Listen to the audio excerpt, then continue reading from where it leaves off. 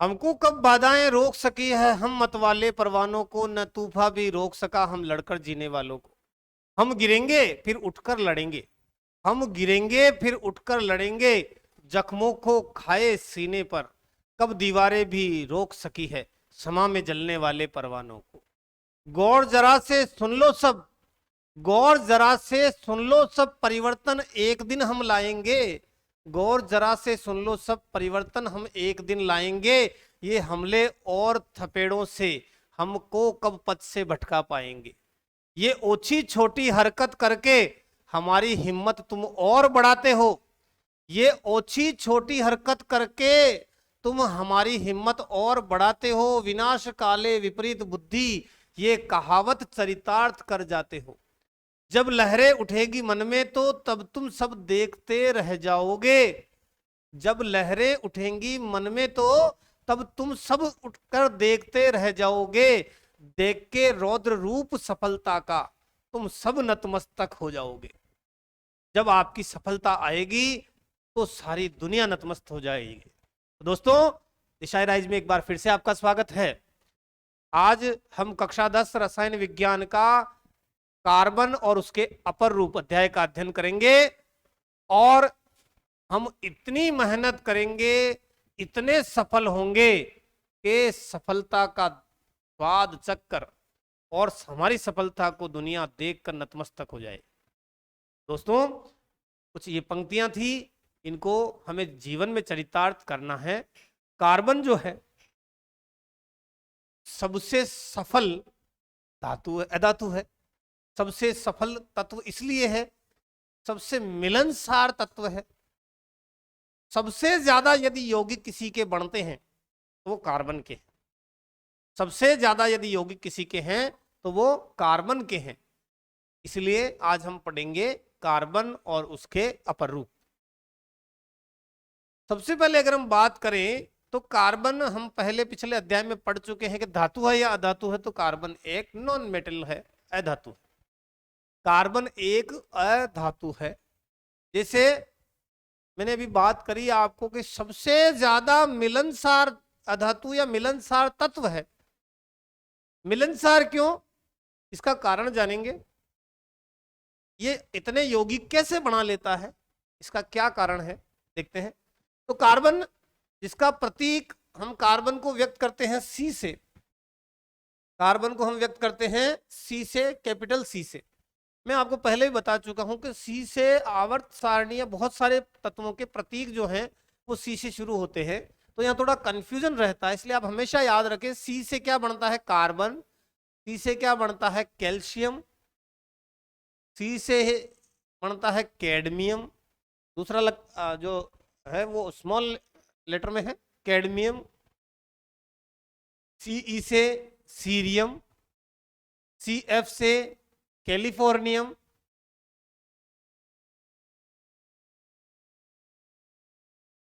कैमेरियम, chlorine, cobalt, chromium, copper. तो इस तरह कार्बन से बहुत सारे, कैमेरियम में सीएम, कार्बन में बहुत सारे तत्व जो है सी से शुरू हो जाते हैं। तो हमें यही ध्यान रखना है कि सी से जो तत्व शुरू हो रहे हैं वो इतने सारे तत्व हैं। और इसमें कार्बन का जो प्रतीक है वो क्या है, कैपिटल सी, आपको ध्यान में रखना है।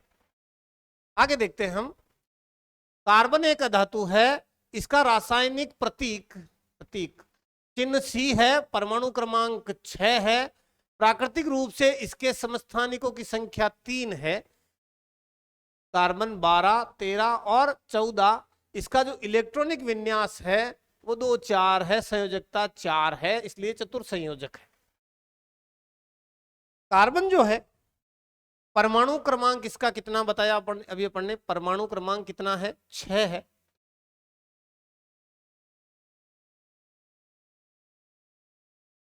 तो इसका जो विन्यास होगा वो 1s2 2s2 2p2, 1s2 2s2 2p 2 विन्यास, इलेक्ट्रॉनिक विन्यास इसका रहेगा। तो दोस्तों यहां अगर हम बात करें कार्बन की, तो पहले कोष में 2 इलेक्ट्रॉन, दूसरे में 4, पहले में 2 इलेक्ट्रॉन, दूसरे में 4। ये 4 होने से आगे हम पढ़ेंगे, इसको स्थायी होने के लिए क्या प्राप्त करना है, 8 प्राप्त करना है। तो ये 4 इलेक्ट्रॉन ले भी लेगा और दे भी देगा। यहां कार्बन को हम लिखना है तो परमाणु क्रमांक नीचे लिखा जाता है और द्रव्यमान जो है वो ऊपर लिखा जाता है। तो इस तरह कार्बन के 3 समस्थानिक बनते हैं, 6 कार्बन 12, 6 कार्बन 13 और 6 कार्बन 14। दोस्तों यहां देखने वाली बात अपने को यह है कि जो नीचे की संख्या है वो समान है, यानी परमाणु क्रमांक तो समान, लेकिन द्रव्यमान संख्या भिन्न भिन्न है। वही तो समस्थानिक है। तो कार्बन के कितने समस्थानिक होंगे, 3 समस्थानिक होंगे, 6 कार्बन 12, 6 कार्बन 13 और 6 कार्बन 14। यहां पर इलेक्ट्रॉन की संख्या 6, यहां पर इलेक्ट्रॉन की संख्या 6, यहां इलेक्ट्रॉन की संख्या 6। जितने इलेक्ट्रॉन होते हैं उतने ही क्या होंगे, ये इलेक्ट्रॉन और ये प्रोटॉन, लेकिन न्यूट्रॉन की संख्या में अंतर आ जाएगा। यहां 6 न्यूट्रॉन, यहां 7 न्यूट्रॉन, यहां 8 न्यूट्रॉन। ठीक है, जिनमें प्रोटॉनों की संख्या तो क्या हो, समान हो, लेकिन किसकी संख्या अलग अलग हो, न्यूट्रॉनों की संख्या अलग अलग हो, वह क्या कहलाते हैं, समस्थानिक कहलाते हैं, समान स्थान वाले। ये हम कक्षा 9 में पढ़ चुके हैं। समस्थानिक के बारे में फिर भी मैंने बता दिया है। जिनमें प्रोटॉनों की संख्या तो क्या होती है, समान, लेकिन न्यूट्रॉनों की संख्या क्या होती है, अलग अलग होती है। तो कार्बन के कितने समस्थानिक होते हैं, कार्बन के 3 समस्थानिक होते हैं, 6 कार्बन 12, 6 कार्बन 13 और 6 कार्बन 14। तो इसको हम 12, 13 और 14 भी लिख लेते हैं। कार्बन की संयोजकता क्या है, 4 है, क्योंकि जैसे हमने बात की बाह्यतम कोष में इसके पास कितने इलेक्ट्रॉन है, 4 है। तो या तो ये 4 दे देगा तब तो ये +4 प्रदर्शित करेगा, 4 ले लेगा तब ये -4 संयोजकता प्रदर्शित करेगा। इसका मतलब कार्बन की संयोजकता कितनी है, 4 है। यानी हमारे पास कितने हाथ हैं, 2 हाथ हैं। तो कार्बन के पास 4 हाथ हैं, वो 4 लोगों से एक समय में हाथ मिला सकता है। तो कार्बन की संयोजकता कितनी हुई, कार्बन की संयोजकता हुई 4। आगे बात करते हैं। भोजन, कपड़े, दवाइयां, पुस्तकें, बहुत सारी वस्तुएं हैं जो कार्बन पर आधारित हैं, यानी दैनिक जीवन में बहुत उपयोगी अधातु है ये। आगे बात करें, कार्बन उपस्थित कहां होता है, तो कार्बन प्रकृति में बहुत अधिक संख्या में यौगिक बनाता है। अभी हमने बात की थी, सबसे ज्यादा मिलनसार, सबसे ज्यादा मिलनसार है ये।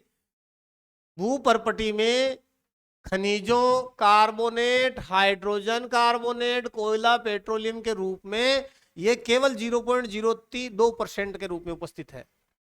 अगर हम बात करें वायुमंडल में, तो जो कार्बन डाइऑक्साइड गैस है उसमें अगर कार्बन का परसेंटेज देखें कुल कार्बन प्रतिशत में से, तो 0.03% कार्बन डाइऑक्साइड है। कार्बन एक सामान्य तत्व है जो ब्रह्मांड में सभी जगह पाया जाता है, विभिन्न प्रकार के यौगिक बनाता है। बहुत सारी निर्जीव वस्तुएं, चाहे पेड़ पौधे हो, जंतु हो, उनके सड़े गले अंश हो, सब किससे मिलकर बनते हैं, तो सब कार्बन से मिलकर बनते हैं। हम यहां तक के हम तो इतने बोलने में सामान्य बोल जाते हैं कि लो पर जंग लाग्यो तो भी आपा कहवा कार्बन आ गयो, वो कार्बन नहीं है। अपने पिछले लेसन में उसका सूत्र भी पढ़ा था। तो क्यों अपने बोलचाल में ये क्यों है, क्योंकि कार्बन की बहुत सारी वस्तुएं अपने दैनिक जीवन में अपन काम में लेते हैं। तो पौधे, जंतुएं, चीनी, कागज, भोजन, दवाइयां, सौंदर्य प्रसाधन, फूड रहा वाली चीजें, सब कार्बन पे डिपेंड है। कार्बनिक यौगिकों के रसायन शास्त्र को कार्बनिक रसायन के नाम से जाना जाता है। कार्बनिक के नाम से जाना जाता है। कार्बन के अपर रूप, अपर रूप या बहरूप, बहुत रूप, अनेक रूप, गांव में आता नहीं आता अपने बहरूपिया, कभी डाकण बनता है, कभी डाकी बनता है, कभी भूत बनता है, कभी हनुमान जी बनता है ना, बहरूपिया, अलग अलग रूप देने वाला।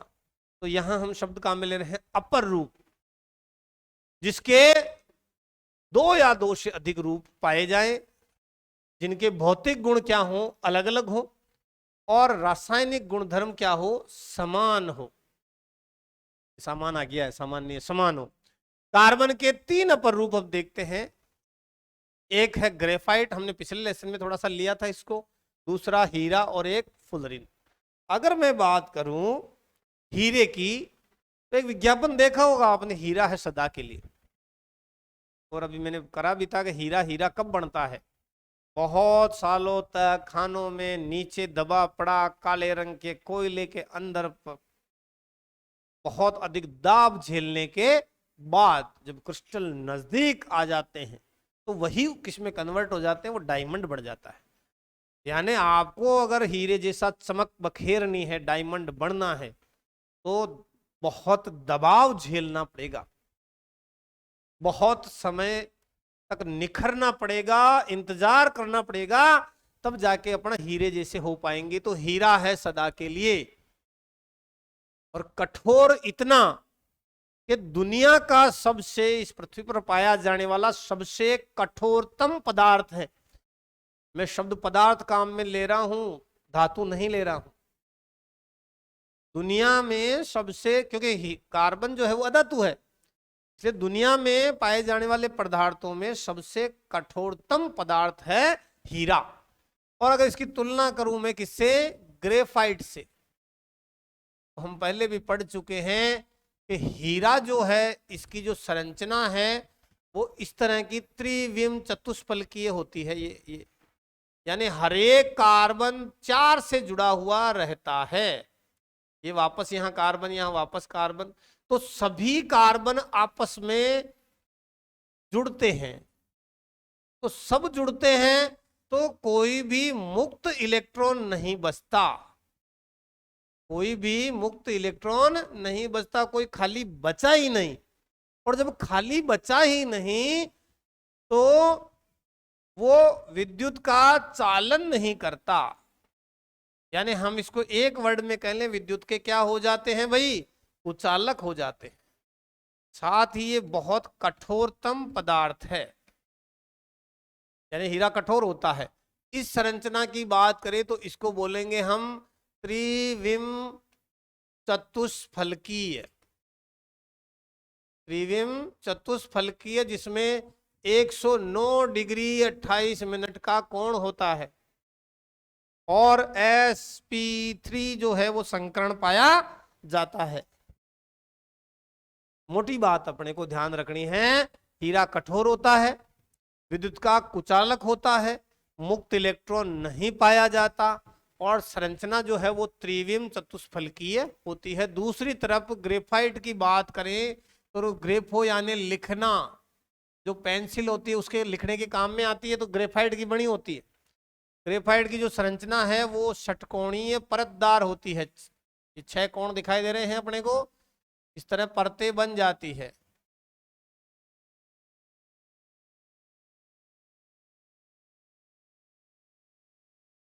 यहां जो है वो खाली स्थान गैप बच जाता है, जिसके कारण इसमें मुक्त इलेक्ट्रॉन बच जाता है। और जब मुक्त इलेक्ट्रॉन होता है तो यह विद्युत का क्या हो जाता है, चालक हो जाता है। संरचना परतदार होने से ये जो है मुलायम होता है, और इसमें चमक भी होती है। और इसकी जो संरचना है वो हम कहते हैं षटकोणीय और परतदार। ये परत बनाता है, षटकोणीय परतदार स्ट्रक्चर बना लेता है। बिल्कुल आराम से अपने को याद हो जाएगा, ये पहले भी जिक्र कर चुके हैं इसका। तो अपर रूप के बाद में हम बात करेंगे अपर रूप कौन कौन से। तो कुछ समझ लिया हमने। सबसे पहले ग्रेफाइट तो कार्बन अणु 3 अन्य से कार्बन से जुड़ा होता है। यहाँ बात करें, ये एक कार्बन यहाँ पे है, तो कहाँ से 1 2 3 से जुड़ा हुआ ग्रेफाइट। उसी तल में बने हैं जिसमें षटकोणीय व्यू मिलता है। इसमें से एक आबंध द्विआबंध होता है। इस प्रकार कार्बनिक संयोजकता संतुष्ट हो जाती है। ग्रेफाइट विद्युत का एक बहुत अच्छा सुचालक है। अधातु सुचालक नहीं होते, लेकिन ग्रेफाइट सुचालक होता है, चालन करता है, इंपॉर्टेंट है। अपन धातु अधातु में इसको पढ़ चुके हैं अच्छे से। फुलरिन जो है, फुलरिन कार्बन का अपर रूप है। कार्बन 60 के रूप में इसकी पहचान की थी बकमिस्टर फुल्लर ने। और इसकी जो संरचना वो जियोडेसिक गुंबद के समान होती है। ये जियोडेसिक गुंबद अभी परीक्षाओं में पूछा था काफी, इसलिए इस अणु को फुलरिन नाम दिया। इसकी खोज की थी फुलरिन। इस गोल फुटबॉल जैसी संरचना होने के कारण इसको बक्की बॉल भी कहते हैं। तो क्या कहते हैं? बक्की बॉल भी कहते हैं। अपने को हीरे का और ग्रेफाइट की संरचना बहुत अच्छी तरह से ध्यान में रखनी है। आगे बात करें तो कार्बन में बंधन। कार्बन में सबसे बाहरी कोष में इलेक्ट्रॉन होते हैं। उत्कृष्ट गैस विन्यास को प्राप्त करने यानी स्थायी विन्यास बाह्यतम कोष में इलेक्ट्रॉन 8 करने के लिए इसको 4 इलेक्ट्रॉन लेने हैं। ये 4 इलेक्ट्रॉन यदि प्राप्त कर लेता है, अपन ने बात करी थी ना संयोजकता कितनी 4, तो 4 को 8 करना है। तो या तो 4 दे दे या 4 किसी से ले ले। जब 4 ग्रहण करता है तो ऋणायन आता है -4। जब 4 किसी को देता है तो +4 धनायन बनता है। तो ये 4 इलेक्ट्रॉन खोकर धनायन बना सकता है। ऐसी 2 स्थितियों में कार्बन के साथ समस्या है। इसका निवारण है कि वो इलेक्ट्रॉन की साझेदारी खुद कार्बन से कर लेता है या अन्य परमाणु से कर लेता है और बहुत सारे यौगिक बनाता है। ये थी दोस्तों कार्बन की बात। आगे अपन करेंगे रासायनिक बंध क्या होते हैं। तो रासायनिक बंधों में तत्व, कोई भी परमाणु जो है वो अपना विन्यास जो है वो क्या प्राप्त करने की कोशिश करता है? स्थायी। और स्थायी विन्यास करने के लिए बाह्यतम कोष में 2 8 18 32 इलेक्ट्रॉन करने की कोशिश करता है। इसके लिए वो इलेक्ट्रॉन का या तो करेगा आदान प्रदान या करेगा साझा। तो इस प्रकार जो वो बंध बनाता है उसे हम रासायनिक आबंध के नाम से जानते हैं।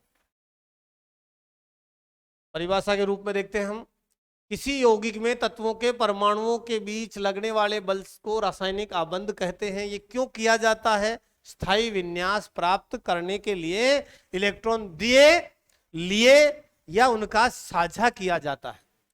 आयनिक आबंध किसे कहेंगे? वह आबंध जो इलेक्ट्रॉनों के पूर्णतः स्थानांतरण से बनता है। जब हमने बात करी थी सोडियम क्लोराइड बन रहा है जिसका विन्यास है 2 8, एक पिछला पार्ट याद करो बच्चों। सोडियम का परमाणु क्रमांक 11, प्रथम कोष में 2, दूसरे में 8, तीसरे में 1। क्लोरीन की बात करें तो विन्यास 2 8 7। ये एक इसको दे दे तो इसकी टोटल हो जाए 8, इसका ये गायब हो जाए तो इसकी टोटल हो जाए 2 8, दोनों स्थायी। ये देने वाला और ये ग्रहण करने वाला। तो इस प्रकार इनके बीच में जो बंध बनता है एक धनायन और एक ऋणायन के बीच, तो वह बंध कहलाता है आयनिक बंध। दूसरा प्रकार का बंध जो है वो है सह संयोजी आबंध। सह नाम से ही सह साथ साझा। तो वह आबंध 2 परमाणुओं के बीच इलेक्ट्रॉन की युग्म की क्या बनती है? साझेदारी। जब इलेक्ट्रॉनों का साझा होता है, मिलना होता है, लेकिन ये 2 इलेक्ट्रॉन तेरे जरूरत पड़े तू रख लेना और मेरे जरूरत पड़ू तो मैं रख लूंगा, तो वहां क्या है? साझा हुआ है। ये 3 प्रकार का साझा हो सकता है। 2 परमाणुओं के बीच 1 इलेक्ट्रॉन युग्म का साझा होता है तो वह एकल संयोजी आबंध है। यदि आगे बात करें, जैसे उदाहरण थे HCl, उसमें यदि दो परमाणुओं के बीच दो इलेक्ट्रॉनों का साझा होता है तो द्विसहसंयोजी आबंध, जैसे ऑक्सीजन की बात करें, ऑक्सीजन का परमाणु क्रमांक कितना, 8, विन्यास 2 और 6। इसे कितने चाहिए, 2 चाहिए स्थायी करने के लिए, 6 + 2 बराबर क्या हो जाएगा, 8 हो जाएगा। तो ये क्या करते हैं, अपने जो 2 इलेक्ट्रॉन हैं उनका क्या करते हैं, ये यहां साझा कर रहे हैं। यानी जब इसको जरूरत होगी तो ये अपने बाह्यतम कोष में 8 कर लेगा, जब इसको जरूरत होगी तो ये अपने बाह्यतम कोष में 8 कर लेगा। इसी तरह हम बात करें त्रिसहसंयोजी आबंध, यानी 3-3 इलेक्ट्रॉनों का साझा कर रहा है। ये कौन करता है, नाइट्रोजन करता है। नाइट्रोजन का परमाणु क्रमांक कितना है, 7, तो विन्यास होता है 2 और 5। तो ये 3 इलेक्ट्रॉनों का अगर साझा करे तो इसकी बाह्यतम कोष में इलेक्ट्रॉनों की संख्या हो जाएगी 8। तो ये जब इसको आवश्यकता पड़े तो इसके 3 इलेक्ट्रॉन का साझा, यानी दोनों साझा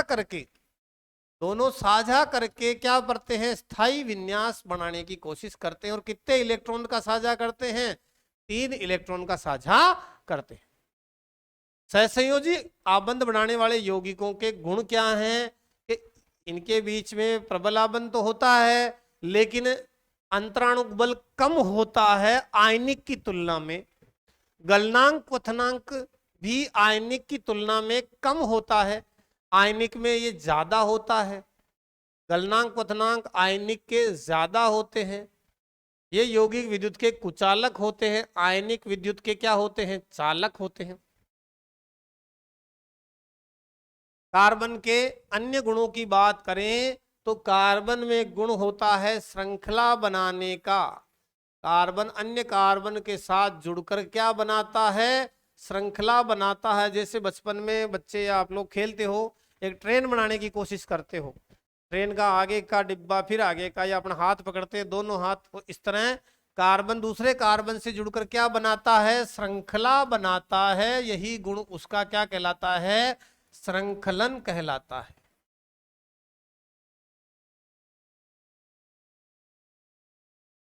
चतुर संयोजकता हमने बात की, कार्बन की संयोजकता कितनी होती है, 4। मैंने बताया आपको, अपने कितने हाथ, 2, लेकिन कार्बन के कितने हाथ, 4 हाथ है भाई।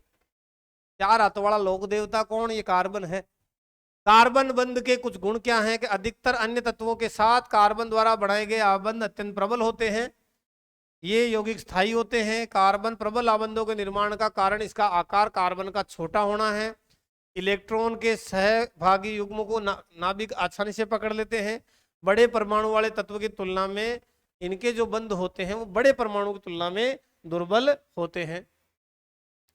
तो दोस्तों, कार्बन द्वारा जो यौगिक बनते हैं वो दूसरे बड़े परमाणु वाले यौगिकों में अंतर क्या है, क्या कार्बन का आकार जो है वो छोटा होता है, तो जो छोटे आकार के कारण ये युग्मों को नाभिक आसानी से पकड़े रहता है, जबकि बड़े जो आकार वाले हैं उनमें ऐसा नहीं होता, तो उनके बंध दुर्बल रह जाते हैं।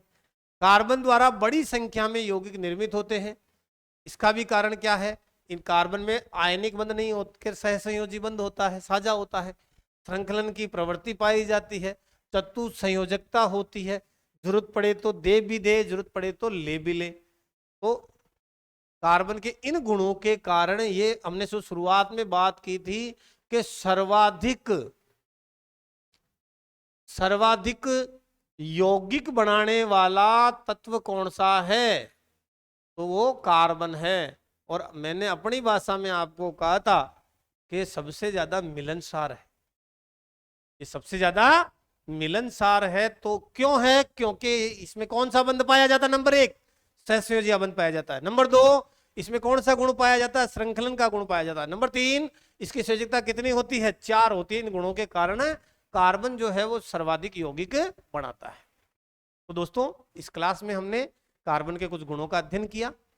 अगली क्लास के अंदर हम कार्बन के नामकरण, कार्बनिक यौगिकों के, हाइड्रोकार्बन के बारे में देखेंगे। तो आप ये क्लासेस वगैरह शेयर करते रहें, सभी दूसरे अपने साथियों को बताएं ताकि वो भी इसका लाभ ले सकें। यूट्यूब पर ये क्लासेज आपको निःशुल्क उपलब्ध है, तो आप वहाँ देखें। एप्लीकेशन पे अगर आपका कोई प्रश्न है तो आप ज़रूर डालें, हमारी टीम है बहुत जल्दी आपका आंसर आपको पहुँचाएगी, जिससे आपको आंसर ढूंढने में समय खर्च नहीं करना पड़ेगा। और थ्योरी को रटने की जगह समझने का जरूर प्रयास करें। हमारा यही प्रयास है कि आप इन चीज़ों की समझ विकसित करें। बहुत बहुत धन्यवाद।